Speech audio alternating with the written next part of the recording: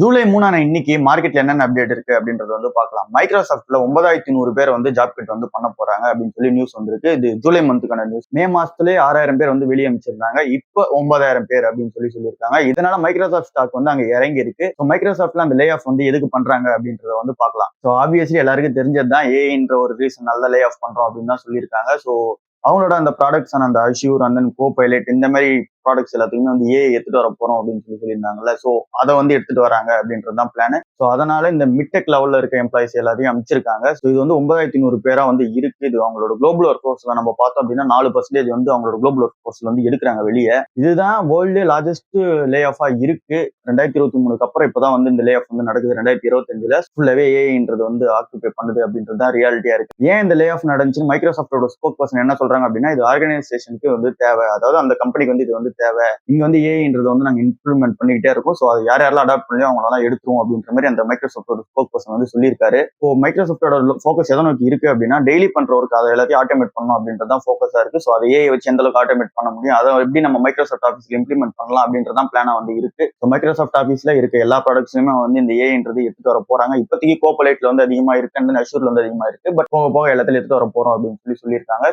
இதனால தான் இந்த லே ஆஃப் வந்து பண்ணிருக்கு. அதை தொடர்ந்து அடுத்த அப்போ அவங்க வைக்கிறது எக்ஸ்பாக்ஸ் இந்த கேமிங் டிவிஷன் இருக்கும்ல. ஸோ அதுக்கும் வந்து லே ஆஃப் வந்து நடக்கிறதுக்கான சான்சஸ் இருக்குன்னு சொல்லியிருக்காங்க. இது வந்து இன்னொரு 18 மாசத்துல நடக்கலாம் அப்படின்னு சொல்லியிருக்காங்க. ஏன்னா அந்த கேமிங் செக்டருமே வந்து இப்போ டெவலப்மெண்ட்டா பார்க்கும்போது அந்த அளவுக்கு இல்லை. ஏன்னா அந்த அளவுக்கு கேமர்ஸ் வந்து விளையாடுறது இல்லை. அதுவும் எக்ஸ்பாக்ஸ் கேம்ஸ் எப்படி இருக்கும் நமக்கு தெரியும். அங்கேயுமே லே ஆஃப் நடக்கிறதுக்கான சான்சஸ் இருக்கு அப்படின்னு சொல்றாங்க. ஸோ இது வந்து இங்க அமெரிக்காவில் மட்டுமானா அது மட்டும் கிடையாது. நம்ம இந்தியாலையுமே வந்து இது ஃபாலோ அப் ஆகிட்டு தான் இருக்கு. நம்ம விப்ரோ அந்த டிசிஎஸ்லயும் வந்து ஃபாலோ அப் ஆகிட்டு தான் இருக்கு. ஸோ அங்க வந்து சீனியர் லெவல்ல இருக்க எக்ஸிகூட்டிவ்ஸ் எல்லாருமே எடுத்துட்டு ஜூனியர் லெவல்ல இருக்கவங்கள தான் வந்து ஹையர் பண்றாங்க. அதாவது புது ஹையரிங் வந்து பண்றாங்க. ஒரு சீனியர் இருக்கிற இடத்துல 4 ஜூனியர் வந்து போடுறாங்க. ஸோ அப்படிதான் வந்து அங்கேயும் போயிட்டு இருக்கு. ஸோ அதுவுமே வந்து மின்ட்ல வந்து ஒரு ஆர்டிகலா வந்திருக்கு. அதே என்னென்னலாம் பார்க்கலாம். விப்ரோட மீடியன் சேலரி 0.62% வந்து குறைச்சிருக்காங்க. டெக் மஹிந்திராவோட மீடியன் சேலரி 6.5% கிட்ட குறைச்சிருக்காங்க. ஸோ அதாவது மீடியன் சேலரினா இவ்வளவுதான் சேலரி ரேஞ்ச் இருக்கும் அப்படின்னா அது எல்லாத்தையும் குறைச்சிருக்காங்க. இதுக்கப்புறம் ஹையர் பண்றவங்க எல்லாருக்கும் கம்மி சேலரியா இருக்கும். அண்ட் தென் ஹைக் போடுறவங்களுக்கும் வந்து கம்மி சேலரியா தான் இருக்கும் ஹைக்கா பார்க்கும்போது. பட் இங்க வந்து டிசிஎஸ் இன்ஃபோசிஸும் தனியா இருக்காங்க. ஏன்னா டிசிஎஸ் வந்து 6.3% வந்து மீடியன் சேலரி வந்து ஏத்தி இருக்காங்க. அண்ட் தென் இன்ஃபோசிஸ் வந்து 9% மேல வந்து ஏத்தி இருக்காங்க. ஸோ இது வந்து இங்க டிசிஎஸ் இன்ஃபோசிஸ்க்கு பிளஸ்ஸா இருந்தாலும் HCLோட ரிப்போர்ட் வந்து எதுவும் வரல.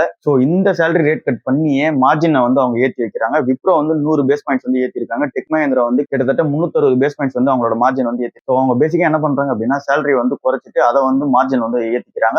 ஐடியோட பேசிக் எக்ஸ்பென்ஸ் வந்து சேலரி எக்ஸ்பென்ஸ் தான் இருக்கும்போது ஸோ அதை குறைச்சிட்டு இதை வந்து ஏற்றிடுறாங்க. விப்ரோல 732 பேர் வந்து புது எம்ப்ளாயா வந்து சேர்த்திருக்காங்க. அண்ட் தென் டெக் மஹிந்திரா 3200 பேர் கிட்ட வந்து புது எம்ப்ளாயா சேர்த்திருக்காங்க. ஸோ இதுலயே நமக்கு வந்து தெரியுது சீனியர் லெவல்ல இருக்கவங்க எல்லாருமே வந்து தூக்கிட்டு ஜூனியர் லெவல்ல போடுறாங்க. ஏன்னா அங்க வந்து ஏஐ ஸ்கில்ஸ் எல்லாம் வந்து இம்ப்ளிமெண்ட் பண்றாங்க எல்லா கம்பெனிஸுமே. ஸோ இதோட இம்ப்ளிகேஷன் ஓவராலா எங்க வந்து எஃபெக்ட் ஆகுது அப்படின்னா பிராடர் லெவல்ல பார்க்கும்போது Google, meta and then Salesforce இவங்க எல்லாருமே கூட லே ஆஃப் வந்து பண்ணிக்கிட்டு தான் இருக்காங்க. அமேசான்லயுமே லே ஆஃப் நடந்துகிட்டு தான் இருக்கு. ஸோ அங்கெல்லாம் யார் யார் எந்தெந்த பொசிஷன்ல இருக்கவங்களா லே ஆஃப் நடக்குது அப்படின்னு அவங்க குறிப்பிடுறாங்க அப்படின்னா இந்த HR and then marketing and then sales அப்புறம் அட்மின் அண்ட் தென் இந்த ஆஃபீஸ் அசிஸ்டன்ஸ் இந்த மாதிரி ஒர்க் எல்லாருமே வந்து ஆட்டோமேட் பண்ணிட்டாங்க. So daily task and then monitoring பண்ற எல்லா லெவலுக்குமே வந்து இங்க வேலை போய்கிட்டு தான் இருக்கு. ஏன்னா எல்லாத்தையுமே ஆட்டோமேஷன் பண்றதுக்கு அவங்களே சாஃப்ட்வேர் ப்ராடக்ட் எடுத்துட்டு வராங்க. அவங்களே அவங்க கம்பெனில இருக்கவங்க லே ஆஃபும் பண்றாங்க. ஸோ இதுதான் எல்லாத்துலயும் கண்டினியூ ஆகிட்டு இருக்கு. இது பிராடர் லெவல்ல பார்க்கும்போது இப்பயுமே டிமாண்ட் வந்து இங்க ஸ்ட்ராங்கா ஏஐ கோர்ஸ் படிக்கிறவங்க, ஏஐ ஸ்பெஷலிஸ்டா இருக்கவங்க, டேட்டா இன்ஜினியர், சைபர் செக்யூரிட்டி இது எல்லாத்துக்குமே வந்து ஸ்ட்ராங்கா தான் இருக்கு அங்க நம்ம ஜாப் பொசிஷனா பார்க்கணும். என்எஸ்சி வந்து எலக்ட்ரிசிட்டி ஃபியூச்சர்ஸ் வந்து எடுத்துட்டு வர போறோம் அப்படின்னு சொல்லியிருக்காங்க. இது ஜூலை 14 இருந்து வருது. ஸோ பேசிக்கா என்ன அப்படின்னா இந்த எலக்ட்ரிசிட்டியும் வந்து கமாடிட்டியா வந்து மாத்திட்டாங்க. ஸோ அதையும் வந்து பிரைஸ் வந்து ஃபியூச்சர் கான்ட்ராக்ட்ஸ் வந்து புக் பண்ணலாம் அப்படின்றத வந்து எடுத்துட்டு வந்திருக்காங்க. So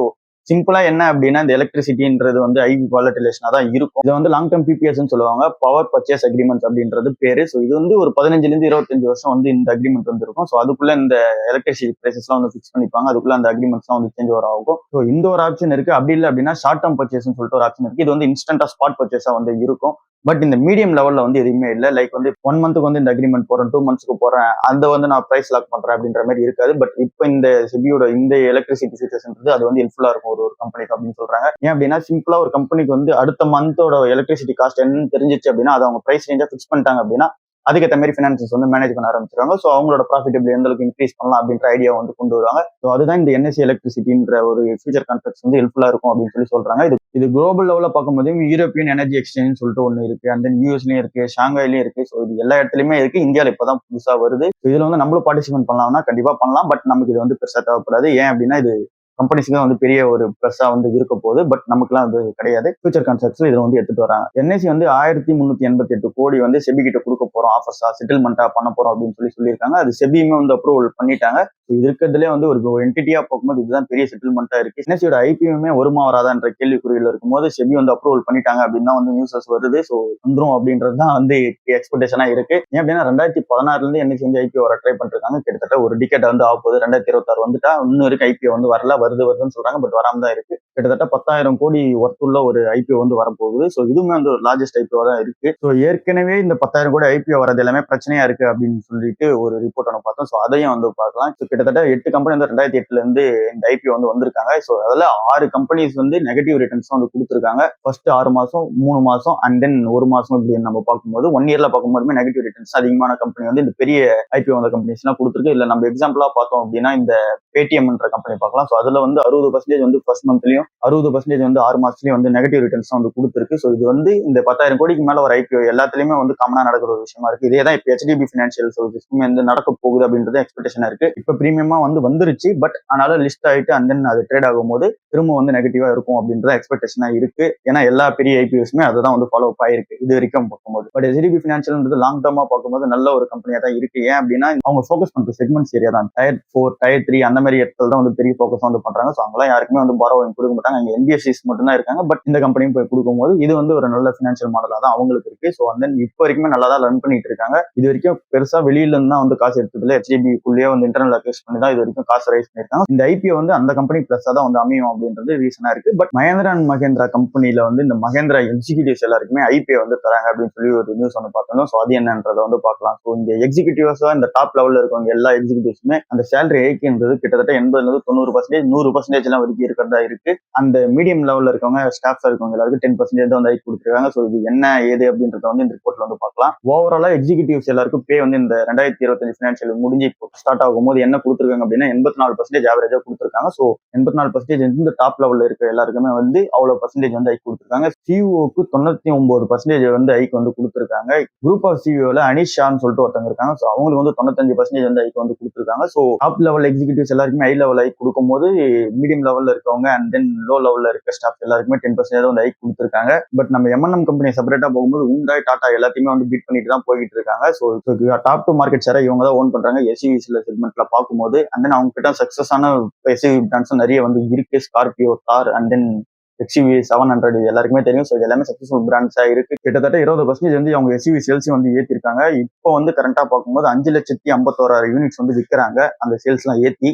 but Tata and then உண்டாய் பார்க்கும்போது 3% வந்து அவங்க சேல்ஸ் எல்லாம் டிராப் ஆகுது. ஸோ இது எல்லாமே பிளஸ்ஸா தான் வந்து அமையதுக்கான சான்சஸா இருக்கு. எம்என்எம் டாடா ஸ்டீல்ல வந்து ஒரு சில நியூஸஸ் எல்லாம் வந்திருக்கு. ஸோ அது என்னன்றதெல்லாம் வந்து பார்க்கலாம். என் சந்திரசேகர் என்ன பண்ணிருக்காங்க அப்படின்னா டாடா சியூக்கு வந்து ஒரு டார்கெட் வந்து கொடுத்துருக்காங்க. 2026 யூகே பிளான்ட் வந்து ரொம்ப சக்சஸ்ஃபுல்லா இருக்கணும், ரொம்ப ப்ராஃபிட்டபிளா இருக்கணும் அப்படின்னு சொல்லிட்டு சிஓவான டிவி நரேந்திரன்றவங்களும் அதுக்கேற்ற மாதிரி தான் ஃபோக்கஸ் போயிட்டு இருக்கு அப்படின்னு தான் சொல்றாங்க. எபிட்டா பார்க்கும்போது ப்ராஃபிட்டா இருக்கு அண்ட் தென் கேஷ் ஃப்ளோவும் சஸ்டைனபிளா நாங்க மெயின்டைன் பண்ணிட்டு இருக்கோம் அப்படின்னு சொல்றாங்க. ஸோ என் சந்திரசேகர் விட்ட டார்கெட் படி தான் நாங்களும் போயிட்டு இருக்கோம் அப்படின்னு சொல்றாங்க. அண்ட் தென் இவங்களோட இந்த புது ஸ்ட்ராட்டஜி இந்த டர்ன் அரவுண்ட் ஸ்ட்ராட்டஜியா வந்து ஒன்று எடுத்துட்டு வந்திருக்காங்க. அவங்களோட லாஸ் மேக்கிங்கா இருந்த ஒரு கிளாஸ் ஃபர்னஸஸ் சொல்லிட்டு ஒன்று இருந்துச்சு. ஸோ அது எல்லாமே லாஸ் மேக்கிங்கா இருந்துச்சு. அதுக்கு எல்லாத்துக்கு காசு வந்து தேவைப்பட்டுச்சு லாசஸ் ரெக்கவர் பண்றதுக்கு. இப்போ அந்த ஒரு ப்ராசஸிங் யூனிட்டே ஃபுல்லா சேஞ்ச் ஓவர் பண்ணி இப்போ புது மேனுஃபேக்சரிங் ப்ராடக்ட் வந்து அவங்க ஃபோக்கஸ் பண்ணிருக்காங்க. ஸோ அந்த மாடல் பேர் வந்து டவுன் ஸ்ட்ரீம் மாடலா இருக்கு. இது வந்து செமி ஃபர்னிஷ்டு ஸ்டீல வந்து ப்ராசஸிங் பண்ற ஒரு பிளான்டா இருக்கு. அந்த மாடலா வந்து இருக்கு. ஸோ இது என்ன அப்படின்னா ஃபுல்லா வந்து ஸ்டீல் வந்து போகாது. ஸோ அதாவது மேனுஃபேக்சர் ஆகி போகும்போது ஃபுல் ஸ்டீலா வந்து போகுது. பாதி ஸ்டீல் வந்து மேக் பண்ணியிருப்பாங்க, மீதி வந்து ப்ராசஸ் வந்து கம்ப்ளீட் பண்ணுவாங்க. இந்த மாடல் வந்து இந்த டவுன் ஸ்ட்ரீம் மாடல்ன்றது.